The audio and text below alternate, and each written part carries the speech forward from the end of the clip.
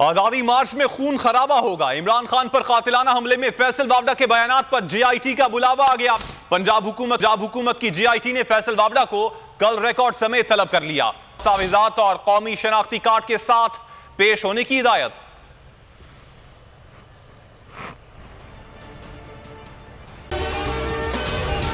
अगर आपको यह वीडियो पसंद आई तो हमारे चैनल को सब्सक्राइब करें और बेल आइकन पर क्लिक करें।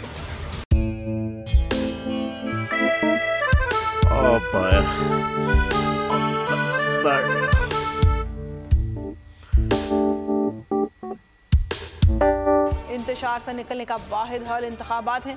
हकीकी आज़ादी मार्च आज रवा। हाँ, आयत के मुताबिक अगर आप उसको ये रिपोर्ट दे दें तो मैं आपको 3-4 सीटें दे दूंगा। मौलाना हाँ साहब, वो जो रिमोट हमें दे दे और वो जो नीली पीली चैनल है वो लगाए।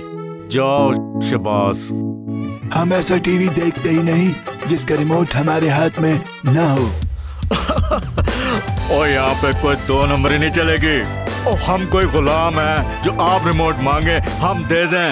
Absolutely not. यहाँ पे सिर्फ पाकिस्तान का नंबर 1 चैनल चलेगा, बोल, जो हकीकी सहाफत की जंग लड़ रहा है। पाकिस्तान के लिए कोई और नहीं, सिर्फ बोल खड़ा है। आप सब भी बोल देखें।